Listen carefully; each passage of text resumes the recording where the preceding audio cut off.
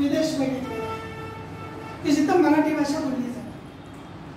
माझा असा दावा आहे सर की महाराष्ट्रातल्या मातृभाषा मराठी असणाऱ्या आमच्या बालभारतीपेक्षा मॉरिशस देशामधल्या मराठी विषयाच्या क्रमिक पुस्तकांचा दर्जा हा उन्नत. मी सगळी पुस्तकं तिथनं विकत आणली मॉरिशस देशाची 1ली ते 10वी पर्यंत आणि सोपं व्याकरण, आकलन सुलभ भाषा की पाऊस असा रिमझिम पडला पाहिजे, ते पाणी जमिनीत जिरलं पाहिजे. आम्ही जर बोजड शिकवणार असो, दुर्योधन, दुःशासन, कर्ण, कृप, द्रोण, भीष्म, ज्या कटकी त्यात मरेंडची शिरता, काट्यावरी खालिता चिरे पटकी, ही पंडित कविता आहे. पण ही कविता मी जर माझ्या स्टाईलने म्हणलो तर किती दुर्बोध असली तर ती पोरांना कळते. आणि ती जर मी चुकीची वाचली तर ती अगोदरच अवघड आहे, त्यात मी अधिक अवघड केली. ते उच्चारशास्त्र ते सगळं ऍक्टिव्हिटीज वापरलं आणि मग या ठिकाणी मुलांच्या पर्यंत त्या कवितेचा संदेश हा चांगल्या प्रकारे त्या ठिकाणी जाणार नाही. आणि म्हणून सर्वोत्तम कविता, उत्तमोत्तम पद्य याचे तुम्हाला शॉर्टकट सांगतो. जेवढ्या कृतीपत्रिका तुम्हाला असताना बघायला मिळते, कुणाची असू दे, नवनीतची असू दे, अभंग आणि ज्ञानेश्वरीचा आता कुठं काळ आहे, अहो आमच्या डोक्यात टॉप 10 गाणी आहेत, अभ्यासाला वेळ नाही, शॉर्टकटचा काळ आहे आणि पुस्तकं बाजारात मिळत नाहीत, गाईडचा सुकाळ आहे. असू दे, तोही आमचा मार्गदर्शकच आहे. काय नावं ठेवायची काही गरज नाही, जो मदत करतो तो मित्र. आणि मग त्यामध्ये त्या कृतीपत्रिका आहे. तुम्हाला सर्वोत्तम ज्ञान जर पाहिजे असेल म्हणजे माझा अनुभव सांगतो, आकलनाचे जे उतारे अपठित येतात ते उत्तमच असतात, उत्तमच असतात. त्या ज्ञानाचं संचित असतं आणि ते आपल्याला सात्विक समाधान देतं, आपल्या ज्ञानाची उंची वाढवतं, आपली भाषा समृद्ध करतं आणि आपल्या कोशामध्ये भर टाकायचं काम करत असतं. मुलांना स्रोत आपल्या अवतीभोवती वृत्तपत्र हा सगळ्यात मोठा स्रोत आहे. हे चालतं म्हणतं व्यासपीठ आहे. आणि रद्दीतला कागद सुद्धा खूप महत्वाचा आहे. पुणे मुंबई विद्यापीठामध्ये शिवाजी विद्यापीठाचं प्रतिनिधित्व करत असताना साताऱ्यात मी एक वृत्तपत्र विकत घेतलं मुंबईला जाताना. आणि तरुण भारत आणि त्यामध्ये एक वेचक आणि वेदक सर होतं आणि त्यामध्ये तो वेचा आलेला होता. भाषेच्या शिक्षकाला भाषिक खेळ खेळता आले पाहिजे. आम्ही आकलन कृतीमध्ये देतो काय, रिकामी जागा भरा, पर्याय शोधा, म्हणजे पुन्हा आम्ही आमची वाटचाल प्रश्नपत्रिकेकडे चालू. आम्ही म्हणतो कृतीपत्रिका आणि त्याच्या आडून आम्ही पोरांना देतो प्रश्नपत्रिका. अहो प्रश्न आला म्हणजे तणाव आला म्हणून कृतीपत्रिका आहे. कृतीपत्रिकेत एकही प्रश्नचिन्ह असता कामा नये. कृतीपत्रिकेमध्ये एक कृती येते, तो लिहि, मला कविता आवडली, मला कविता आवडली नाही. आवडली नाही म्हणली तरी तुम्हाला 1 मार्क द्यावा लागेल, कारण त्याला ती आवडलेली नाही. तुम्हाला आवडून काय करायचं, त्याचं मत विचारतोय आपण. पण त्याला आवडली नाही, आवडली नाही, कारण दिली, त्याचा 1 मार्क द्या. ही कविता मला समजली नाही म्हणून मला आवडली नाही, 1 पैकी 1 मार्क आपण दिला पाहिजे, कारण ते त्याचं मत आहे. आम्ही विचारतो आणि आम्ही आमची मतं त्या ठिकाणी त्याच्यावरती लागतो. हे भाषा शिक्षकांना खऱ्या अर्थाने कळलं पाहिजे. तो किस्सा असा होता, रद्दीतल्या कागदाला महत्व असतं आणि तो कधी कुठं कसा ज्ञान वाया जात नाही, कसा उपयोगाला येईल सांगता येत नाही. कर्मधर्म संयोगानं मला उत्स्फूर्त वक्तृत्वाला विषय मिळाला की विज्ञान आणि तंत्रज्ञानातली भारताची प्रगती. आणि मी माझ्या भाषणाची सुरुवात केली की आमचा पक्या शास्त्रज्ञ झाला. ती सगळी पुणे मुंबईची पोरं, आम्ही वेंदळे, साधा शर्ट, त्या काळातली ती शशी कपूर स्टाईलची पॅन्ट, 95-96चा किस्सा आहे, 93-94चा. आणि पोरं हसायला कोण पक्या, कुठली पोरं शिवाजी विद्यापीठाची कोर्स काय बोलायला लागले. आणि मग भाषिक खेळ आहे जो पेपरमध्ये आलेला होता आणि त्याचं लॉजिक वास्तवाशी जोडलेलं होतं संपादकांना. मांडणी अशी होती, आमचा पक्या शास्त्रज्ञ झाला, पक्या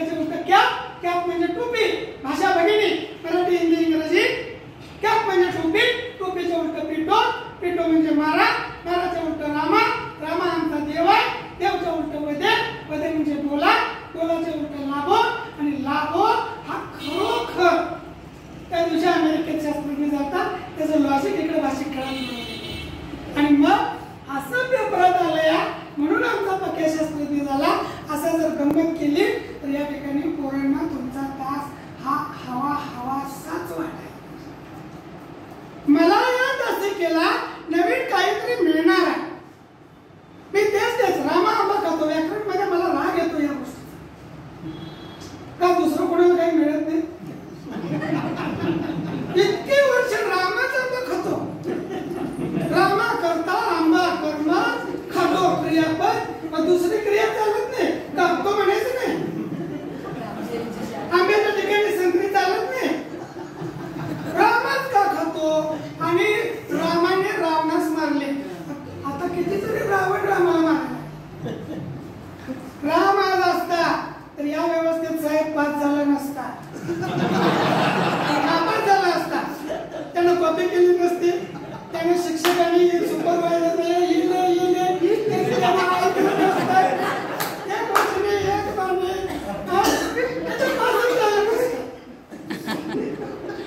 सांगायचं हेतू काय की त्याच उदाहरणांच्या बाहेर आम्ही गेलं पाहिजे. मी पुन्हा सांगतो सर की मराठी सारखं सोपं व्याकरण नाही, पण माझा दावा आहे मी तुमच्याशी पैस लावाय 1 लाख रुपयाची तयार आहे. तुमच्या गावातल्या प्राथमिक शाळेत जा आणि मुख्याध्यापकाला बाराखडी म्हणायला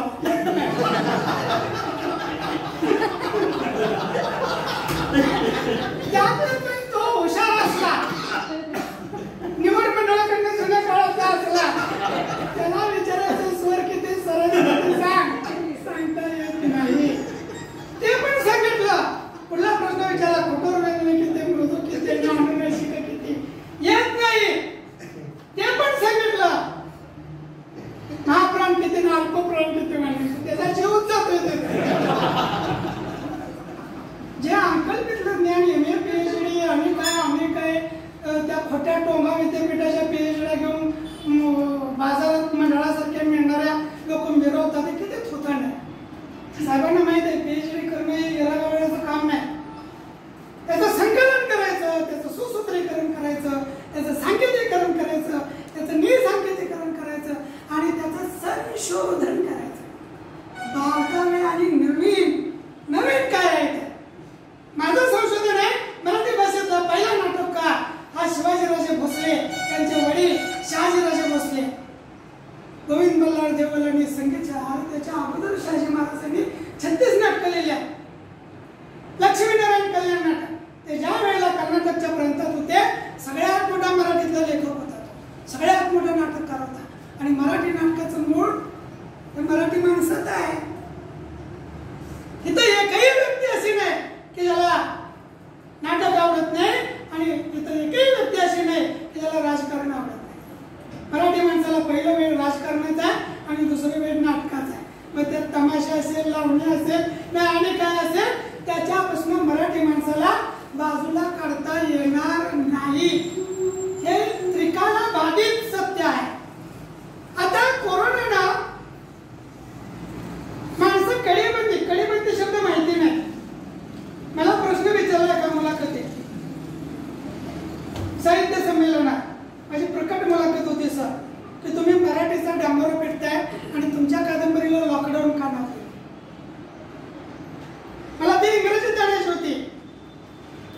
आणि लॉकडाऊन हे शीर्षक आफ्रिकन कंट्रीज मध्ये किंवा युनायटेड किंगडम मध्ये, पाकिस्तानमध्ये, बांगलादेशामध्ये किंवा अनेक कुठल्या बेटावरच्या देशामध्ये लॉकडाऊन म्हणजे काय, थांबा जरा शब्दकोशात बघून सांगतो, हे कुणाला सांगायला लागत नाही.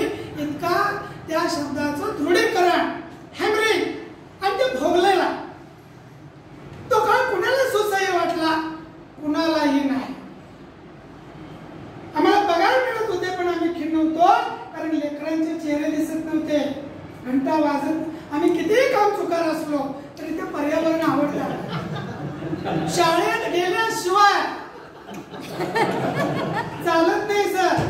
रजा 4 दिवस पडली, 5व्या दिवशी कधी जाईल असं होतं. या एक दिवशी रजा नाही दिली राग येतोय, पण जास्त दीर्घकालीन रजा जाऊन शाळेत कशाला आलाय, अजून तो तुला काय करायचं म्हणजे शाळेशिवाय आम्हाला गमत पण नाही. आणि आपल्या तारुण्याचं आपण इमानीपणे काम केलं ना.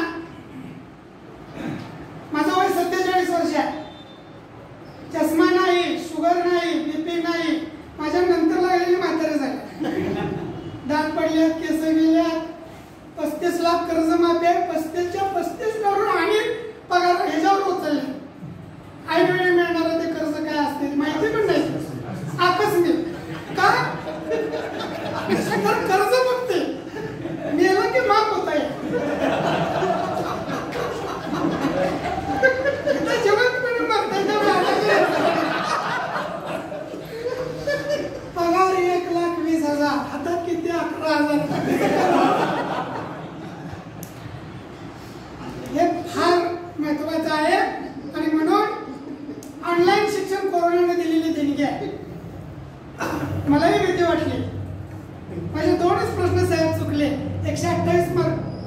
मला 126 मार्क पडले निवड श्रेणीला, पण ते शिकलो मी.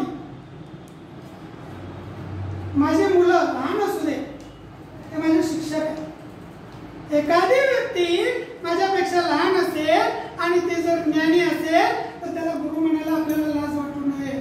1400 वर्ष जगलेल्या चांगदेवाची 8 वर्षाची मुक्ताई गुरु झालेली होती. चांगदेव योगी यानं तिला मानलं रे गुरु, माझी मुक्ताई 10 वर्षाची होती. 10 वर्षाचं लेकरं.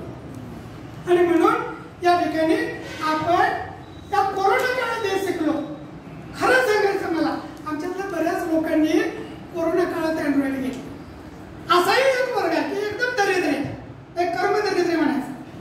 कधी इस्त्री करणार नाही, दाढी करणार नाही, केस विंचरणार नाही, चांगले कपडे घालणार नाही, काही नाही. आणि एक असा वर्ग आहे की जो कधी साधं वागणार नाही. 11 लाखाची गाडी, पगार 11,000 आता कायम लावतात. म्हणजे खोट्या प्रतिष्ठेला आपण या ठिकाणी नाक बळी पडत आहोत. विषयांतर जरी झालं तरी कोरोनाने दिलेले देणगे आम्ही हे शिकलो. गुगल मीट काय आहे, जॉईन करत कसं करून घ्यायचं, माईक ऑन कर रे, ए तुझं म्यूट कर, आम्हाला सूचना सांगायच्या. कॅमेरा समोर बसून या ठिकाणी शिकवायची सवय नव्हती, समोर पोरं बघायचं. पण त्या काळात आम्ही तेही केलं. म्हणजे आमच्याकडे नव्या गोष्टीचा स्वीकार ही असली पाहिजे. पण ते झूम मीटिंग त्याचा स्लॉट किती मिनिटाचा असतोय हे आम्ही शिकलो. हे आम्हाला माहिती नव्हतं. आज माझा पोर्शन पाठीमागे असेल, अजून आम्हाला अभ्यासक्रम आणि पाठ्यक्रम माहिती नाही. आम्ही पाठ्यक्रमालाच अभ्यासक्रम म्हणतोय. हे मूलभूत भेद, या संकल्पना जोपर्यंत आम्हाला कळत नाही तोपर्यंत त्या ठिकाणी आमच्या या संदर्भ सगळ्यात प्रभावी साधन मानवी मन. दुसरं प्रभावी किमान सगळ्यात मोठा स्रोत कुठला माहितीये का? क्रमिक पुस्तक. काही गरज नाही बाकीचा. शिक्षकानं किमान भाषेचा शिक्षक असतो, आमचे लोक सुज्ञ तेच आमचं साधन आहे. पण बाकीच्या विषयाच्या लोकांनी सुद्धा किमान काही नाही वाचलं तरी चालेल, पण इतिहास भूगोलाच्या शिक्षकांना पुस्तक जर शिकवायचं नाही तरी क्रमिक पुस्तक तरी वाचलं पाहिजे. विज्ञान गणिताच्या शिक्षकांना बाकीचं नाही बघितलं तरी चालेल, क्रमिक पुस्तक घ्यायचं नाही, पण ते वाचलेलं असतं. सगळ्यात मोठं साधन आहे ते. आणि त्याला पूरक साधन ग्रंथालय, आमचं देवालय, शाळेचं ग्रंथालय, संदर्भ पुस्तकं, कोश. आपल्याला कोश नावाचं एक स्थूल वाचन पण आहे, एन्सायक्लोपीडिया इन ब्रिटानिका. आम्हाला बहुभाषेचे स्रोत आणि बहुभाषेचे कोश आम्हाला माहिती पाहिजे, कारण त्यातली माहिती गुगलवर सुद्धा काही वेळेला बकवास माहिती, खोटी माहिती येते, चुकीची माहिती येते. हे विश्वासार्ह साधन नाही. हा कुणीतरी डाटा संकलित करून यावरती त्याचा साठा हा केलेला आहे. आणि म्हणून ते सुद्धा आपण नेमकं निवडून घेतलं पाहिजे. म्हणजे लघु कानडींची ती संकल्पना याचा वापर करत असताना त्याही गोष्टीचा आपण त्या ठिकाणी विचार केला पाहिजे. आता ही जी मिश्रित प्रणाली की ज्याचा तुमचा वर्कशॉप चालू आहे, त्याच्या एक 3-4 गोष्टी अशा आहेत की याचं प्री प्लॅनिंग करून आपल्याला जितक्या मिनिटाचा व्हिडिओ करायचा आहे तो केला पाहिजे. पण पुन्हा वाचन, लेखन शुद्धता आणि सादरीकरण या 3-4 गोष्टी आणि टाइम मॅनेजमेंट. नाही तर मी मनातच रात्र घालवण्यामध्ये 35 मिनिटाचा स्लॉट आहे आणि मी फक्त प्रस्तावच करायला लागलो तर आम्हाला त्याचा पारंपरिक अध्यापनाशी त्याला नेता आलं पाहिजे. अरे मला प्रस्तावना करायची आहे, मला हेतुकथन सांगायचं आहे, मला कृती द्यायची आहे, मला कृती करून घ्यायची आहे आणि मला कृती सोडवायला लावायची. पीपीटी, मला शब्दसिद्धीची पीपीटी एकच उदाहरण सांगतो. किती सोपं आहे बघा व्याकरण. आम्ही ते चुकीचं व्याकरणिक संज्ञा आणि व्याकरणिक भाषेत आम्ही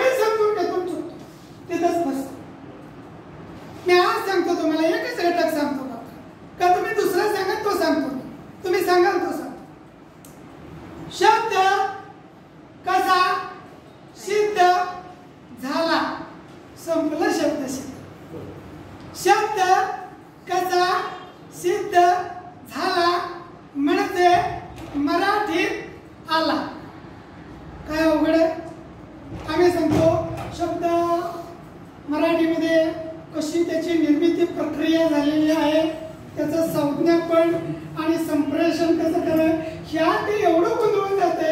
ते म्हणते नको हे व्याकरण. शब्द कसा सिद्ध, दोन मुख्य प्रकार, एक सिद्ध शब्द, दुसरा साधित शब्द. सिद्ध शब्द म्हणजे मूळ शब्द, साधित शब्द म्हणजे मूळ शब्दात बदल होऊन आलेले शब्द. दोन ब्रँच लक्षात ठेवा. एका बाजूला मूळ शब्द तत्सम तद्भव देशी परभाषी,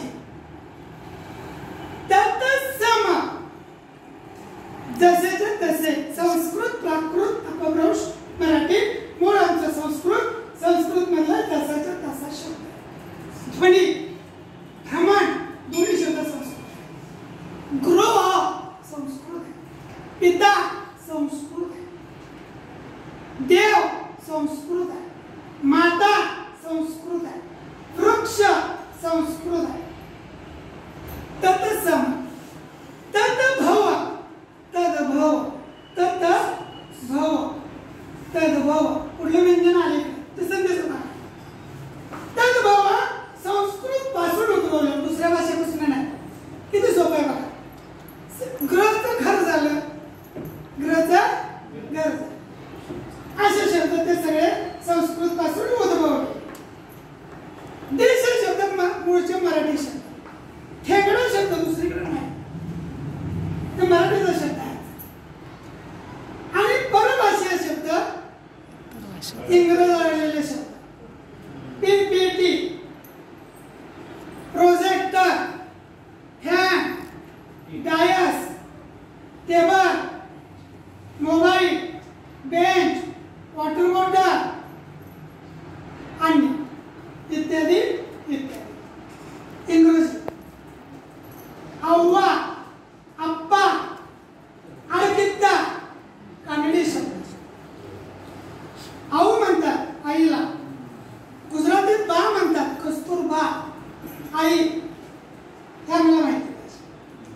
पोर्तुगीज शब्द, पारसी शब्द, उर्दू शब्द, अन्य भाषीय शब्द की जे गुजरातीतून काही शब्द आले, पण आम्ही मोरा वळिंबे डोळ्यासमोर ठेवतो आणि आम्ही आमचं डोकं चक्रावून ठेवतो. समजायला सोपं आहे, पण त्याच्यावरती पूर्ण आपण एकाग्र होऊन एकदा ते आकलन करून घेतो. साधित शब्द म्हणजे बदल झालेले शब्द. साधलेले, साधित म्हणजे काय, साधलेले. शुद्ध पुरुष असतो, तो मूळ असतो आणि त्याच्या अन्वयी असतात ते साधित असतात. साधित असतात म्हणजे बाधित असतात. अलीकडच्या अनेक साधू मोबाईल वापरतात, फॉर्च्युनर वापरतात. साधू वैराग्य म्हणायचं काय याला, त्याला वैराग्य म्हणायचं का, हा विचार करण्यासारखा मोठा आहे. पहिला शब्द प्रत्यय घटी, प्रत्यय लागलेला, प्रत्यय पुढे लागतो, उपसर्ग पुढे लागतो, प्रत्यय मागे लागतो शब्दाच्या मागे. तेच पूर्वरूप पररूप संधीमध्ये. अभ्यस्त शब्द तिसरा प्रकार, पूर्ण अभ्यस्त आणि अंश अभ्यस्त. अनुकरणवाचक, त्याला नादानुकारी पण म्हणतात. आणि तिसरा चौथा प्रकार सामासिक शब्द की जो समासात येतो.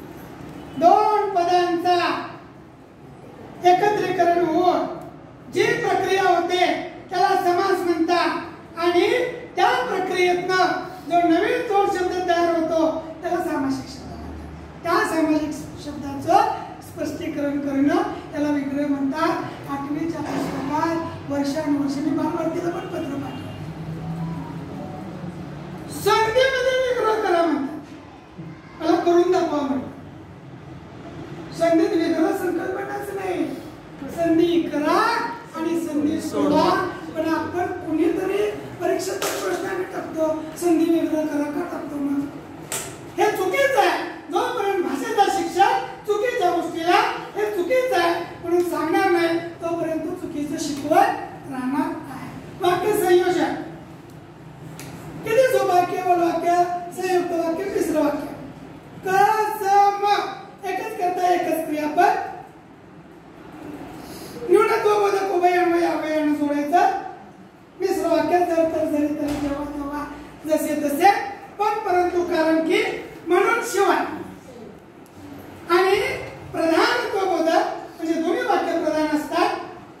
आणि ती प्रधानत्व बोधक उभयान्वयी अव्यय. किती सोपं आहे. आणि दुसरा प्रकार साधं वाक्य, प्रश्नार्थक वाक्य, विधानार्थी वाक्य, उद्गारार्थी वाक्य, आज्ञार्थी वाक्य, क्रियापदाचे अर्थ आणि वाक्याच्या अर्थानुसार पडणारे प्रकार इथं पुन्हा आमचा मंत्र. हे जे अव्यय हा शब्द सांगतात हा ते सोपे करून सांगितलं लवकर लक्षात येतं. बरोबर. तर मला आतापर्यंत अव्यय हा शब्द उभयान्वय होते. हा उभय म्हणजे तो अन्वय हे सांगतात. तर अव्यय व्यय म्हणजे बाहेर ज्यामध्ये नाही, ज्यामध्ये ज्याला प्रत्यय लागत नाही त्याला अव्यय म्हणतात. ज्यात बदल होत नाही. सव्यय ज्यात बदल होतो. पुन्हा आपलीच भाषा आहे. ह्याला मला साधी भाषा. हा त्यात बदल होत नाही. सविकारी, विकार म्हणजे बदल होणे. हा विकार हवे. पण काही वेळेला आपल्याला ते सोपं करून सांगायचं आहे. पण सोपं करून सांगत असताना मूळ ढाचा आपल्याला हलवायचा नाही. तत्पुरुषात तत्पुरुष म्हणायचं. तिथं दुसरा शब्द चालणार नाही. कर्मधाराला कर्मधारानेच म्हणायचं. तिथं दुसरा शब्द चालणार नाही.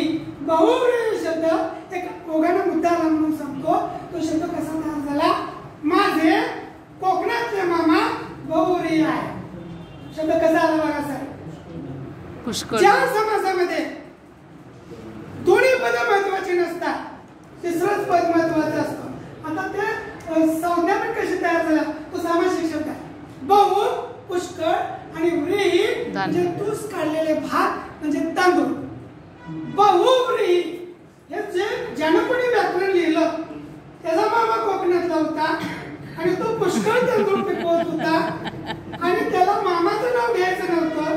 त्याला वेगळंच काहीतरी म्हणायचं होतं. म्हणून बहुव्रीही शब्दाला म्हणजे जिथं दोन पदाचा संबंध आहे तिसरं आपण असं बोलतो. व्यवहारात आपल्याला लेखी बोलायला सुने लागेल. म्हणायचं असतं या स्टाफ मेंबरला, पण याला नको म्हणून म्हणायचं. तुझा काय संबंध म्हणून विचारता येईल. आपण बहुव्रीहीचा वापर करतो. एकाला बोलायचं दुसऱ्याला लागतं. मराठीत म्हण आहे त्याची लेखी बोलायला सुने लागेल. दोन पदं महत्वाची नसतात, तिसऱ्याच पदाचा बोल. असं काय मुलांना शिकवलेल्या मुलांना तर शिकवलं ना. हा बरोबर. पण ज्या प्रकार आपण ज्यावेळी विचारतो आपल्याला तेच शब्द अपेक्षित असतात. होय तत्पुरुष बरोबर. आणि त्यावेळेला आता ते सांगतो, सगळे सांगतो तुम्हाला. हा आणि हा शब्द वापरणं नियमित वापरणं आपल्याला कळालं. हे साईड हा दृश्य दिसणार आहे. हा पण नाही तत्पुरुष हे शब्द जे प्रकरणात आहे. काही ठिकाणी अव्यय हे म्हणता पण येत नाही. अवयव म्हणतात येत नाही म्हणतात. हा व्यायाम हा एक शब्द नेहमी आम्हाला असं येतो की व्यायाम म्हणतात. व्यायाम म्हणतात. हे दोष मराठीत नाही, हे उच्चारातले आहे. बरोबर. पण परीक्षेला बसल्यानंतर त्यावेळेला प्रकार सांगायला लागतात. तर तेच शब्द बरोबर. पण ते शब्द सांगावेच लागते. तत्पुरुष तत्व ह्यात याला सुद्धा अर्थ आहे. आहे की विवेक सिंधूमध्ये तो अर्थ आहे. आहे की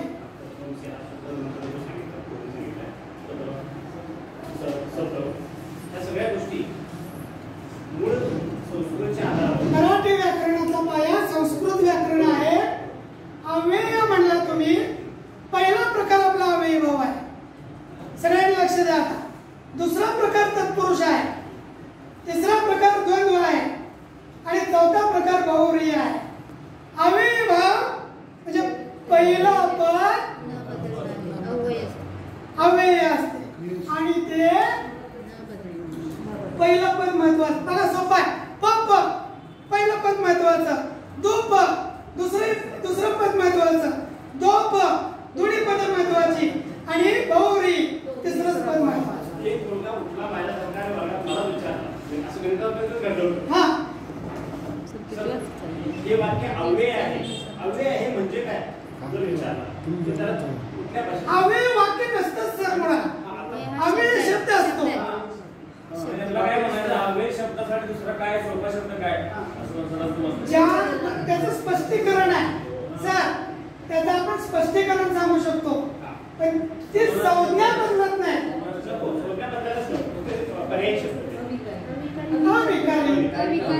म्हणून भाषा शिक्षकाला मी मगाशी सांगितलं पठाण की जे मुलांच्याकडनं पण अपेक्षित आहे. तेच वृत्तामध्ये मला भुजंगप्रयत्न भुजंगप्रयत्नच म्हणलं पाहिजे, मला मंदाक्रांताला मंदाक्रांतच म्हणलं पाहिजे. संकल्पना समजावी म्हणून साधे शब्द. संकल्पना समजावी म्हणून.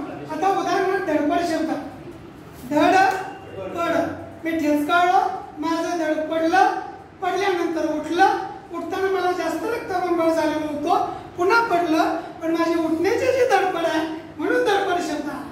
एवढं सगळं त्याला सांगावं लागेल. पोरांना हे सगळी क्रिया लिहायची नाही, एक धडपड शब्द कळावा म्हणून मी हे दिलेलं स्पष्टीकरण आहे. समासामध्ये विग्रहाचा पोटभाग म्हणायचा, विग्रहाच्या पुढचा विग्रह कळावा म्हणून जो परीक्षेत लिहायचा नाही, त्याला आकलन सुलभ होण्यासाठी मी तो सांगितलेला आहे. अव्यय बदल होत नाही. बघा कर्मधारय समास सर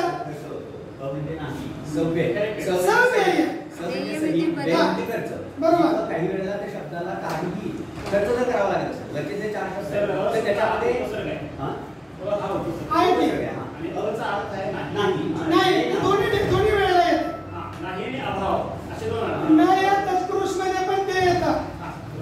गैरहजर शब्द हो. आता बे शब्दावरून सांगितलं सर. बघा भाषेचा शब्द गंमत कशा आहे. बेअक्कल म्हणतोय. भाषा व्यवहारिक भाषा विज्ञानात त्याची उकल आहे. हा व्यंगार्थानं म्हणलेला शब्द. बेजुडे चार म्हणतो. बेअक्कलचा अर्थ तुला डबल अक्कल आहे असं. दुबळा म्हणतो, दुप्पट बळ असलेला. अरे शहाण्या म्हणजे भोळा असतो. आणि एखाद्या शहाण्याला अरे भोळ्या काय रे असं करतोयस काय, म्हणजे वाच्यार्थ लक्षार्थ व्यंगार्थ म्हणजे व्याकरणाच्या पुढचा भाग आहे. तर या बाजूनं आपल्याला या सगळ्या गोष्टी माहिती असल्या पाहिजे. व्हिडिओ करताना पूर्वनियोजन पाहिजे. ध्येय आणि उद्दिष्ट तुमची अचूक पाहिजे. मला हे साध्य करायचं. मराठीचे जे व्हिडिओ येतात मी दाखवत नाही शाळेत, दाखवत नाही.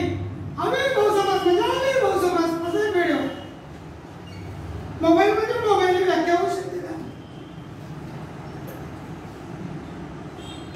इतक्या चुकीच्या संकल्पना लोक सांगतात व्याकरणाच्या बाबतीत. कुठलं तरी पुस्तक बाजूला घ्यायचं, त्याचं लपवून ठेवायचं, व्हिडिओचा कॅमेरा सेट करायला वाचून दाखवायचं आणि मग याचा वापर करायचा आणि बकवास टायपिंग करायचं.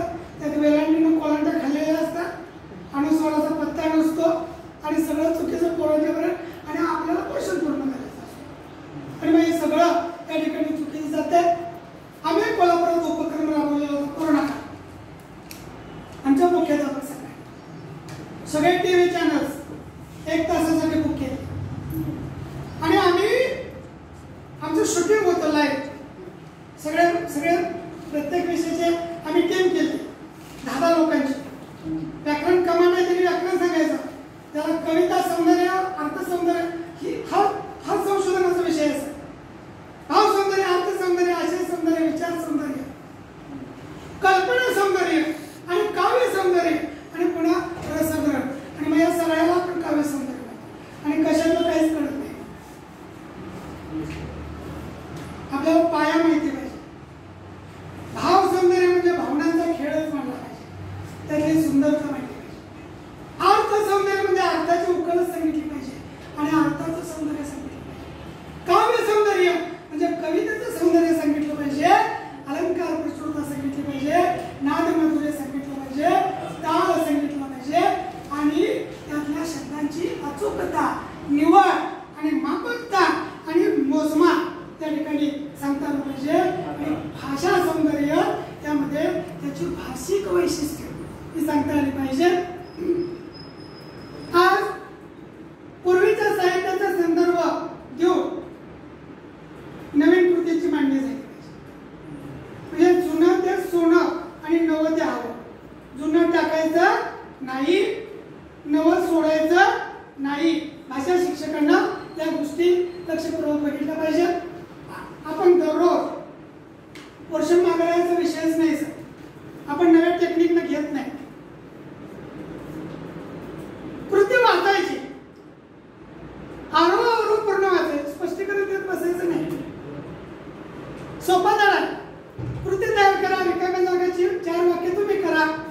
पर्यायी शब्दांची 4 वाक्य तुम्ही करा, आकृत्यांची 2 आकृत्या तुम्ही करा, 2 आकृत्या तुम्ही करा, स्वमताचे प्रश्न 2 करा आणि तुम्ही 2 अभिव्यक्तीचे प्रश्न करा.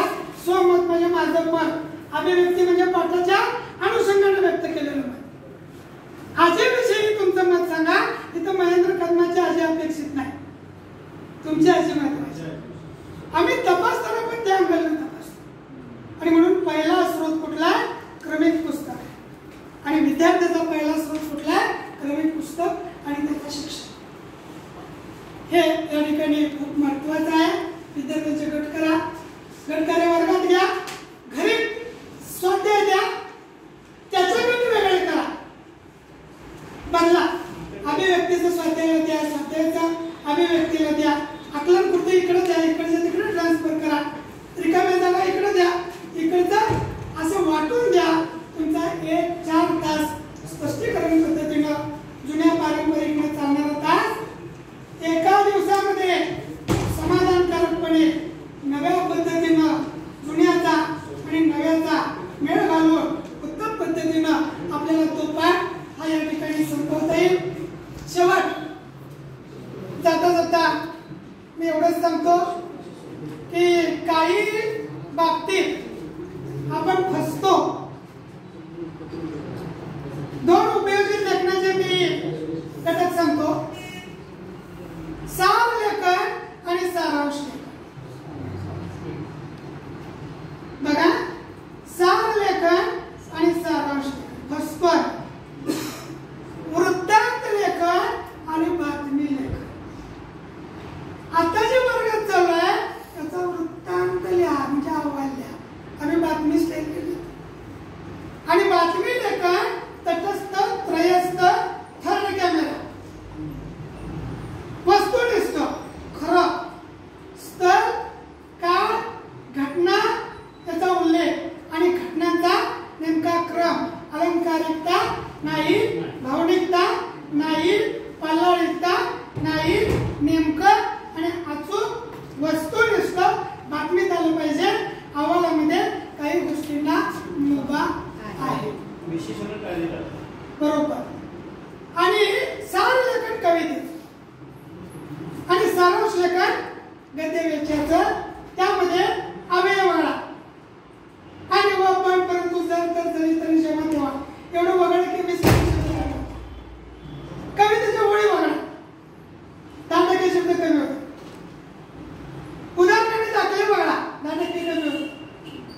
म्हणजे वाक्यप्रचार वगळा, 10% कमी होते. उरलेल्या स्वतःच्या भाषेतल्या सारांश होते. 150 शब्द मोजा, लिहिलेले शब्द मोजा, 50 शब्द येतील, 45 आले तरी चालतील. सगळ्यांनी नीट लक्षात घ्या. आपण बोर्डाचे पेपर तपासतोय, 55 आले तरी चालतील, पण 40 नको, 60. H2O म्हणजे पाणी. हे काही गणिताचा पेपर नव्हे. आनंददायी शिक्षक भाषेच्या पोरानं 4 दूनी 9 म्हणलं, जरा बरोबर आलं, अर्ध मार्क त्याला हरकत नाही. वक्ता त्याला म्हणायचं, ज्याला किती बोलायचं त्यापेक्षा कुठं थांबायचं हे कळतं. आपण सहन केलं त्याबद्दल धन्यवाद. चतुर्थीला पण आहे, कार्यकर्त्यावर इथं कर्म प्रधान आहे, इकडं संप्रदान प्रधान आहे. ते पत्रकात तुम्हाला दिलेलं असतं, हे दोन्ही उत्तर त्या ठिकाणी ग्राह्य धरावी. कारण मुळामध्ये पेपर सेटरची भूमिका आहे संदिग्ध प्रश्न विचारू नये, गोंधळात टाकणे. तुला गोंधळ दे त्याच्यावरती सर प्राथमिक शिक्षक आहे, त्याच्या मूळ शब्दाकडे जाऊन शेवटी काय लागलाय त्याला म्हणता येईल. मूळ शब्दाकडे जाऊ. अविस्मरणीयमध्ये आपण मागे कशाकडे बरोबर आपण स्मरण झालं, मुळामध्ये विस्मरण हा मूळ शब्द आहे. स्मरणमध्ये येतो. हा हा बरोबर. असं आपण जर केलो नाही, मग ते एकच जोडलंय म्हणणार. तेच म्हणून मग प्रत्येकच म्हणायचं ते दोन्ही उत्तर बरोबर आहेत. पोरांना काय समजा अवली करून दिलेल्या दोन्ही आणि भजा वर्गात सर आपण एक सांगतो सर, आपण मुलांचे मार्क घालतो. बोध उपप्रकार विचारत नाही. तेच ना, तेच आहे. विषय मागवला तर प्रश्न आहे का? अभ्यास तर लिहा ना. काय देतं पूर्ण अभ्यास अंश अभ्यास नाही नुसता अभ्यास सगळं. नुसता अभ्यास सर, त्याची गरज नाही. शिकवायची पण मला वाटते गरज नाही. शिकवायला पाहिजे.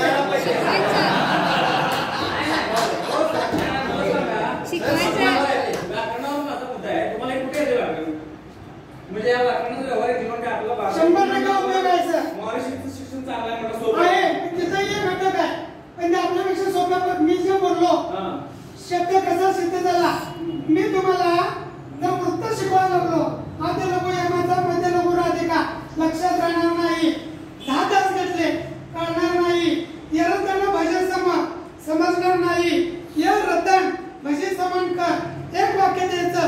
य यमाचा राधिका तर त्याला पण नयन भ भास्कर जे जनास स समरा आणि मा जगायसाठी कुठे उपयोग आहे याचा माझा मुद्दा आहे. माझा एका विचारवंतानं सर तो आता हयात नाही. भाषा शिक्षक म्हणजे काय हो? मी नाव सांगणार नाही. आपली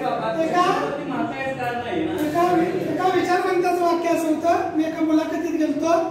मराठीच्या शिक्षकांनी जमूच नाही. मी नाव सांगत नाही. त्यावेळेला हे सगळं मी सांगितलं. हे व्याकरण आणि हे व्यवहारात आहे. मला सांगा तुम्ही रिमझिम पाऊस पडला. मला माहिती पाहिजे ना ते मराठीच आहे म्हटल्यानंतर. मुलांना येऊ दे नाही तर नाही येऊ दे. मुलांना येऊ दे नाही तर नाही येऊ दे. मग कोणता सोडवायचंच नाही का?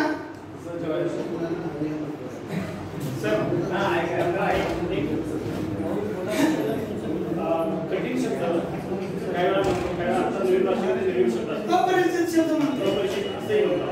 कारण 3 नावं त्यांना दिल्या जातात. पण ते कठीण वाटू नये म्हणून आपल्याला म्हणून अपरिचित शब्द आला. हे कठीण राहूच नाही. याच्यासाठी काय उपाय आहे? ते शब्द राहू कठीण पण राहू पण राहू. आपला अभ्यास तेवढं सुलभ पाहिजे. इंग्लिशमध्ये रूटवर आणि ते सब्जेक्ट आहे तो भाग. तसं आपल्या मराठीमध्ये सुद्धा संस्कृतमधून आलेले जे उपसर्ग हे जर अर्थपूर्ण समजले एकदा तर विरुद्धार्थी शब्द हा घटक कसा घ्या. आपल्या भाषा अभ्यास म्हणून निर्मित केला आहे. व्याकरणचा एक उपभाग आहे. सोप्या पद्धतीने सांगणं स्पष्टीकरण हा त्याच्यावर उपाय आहे.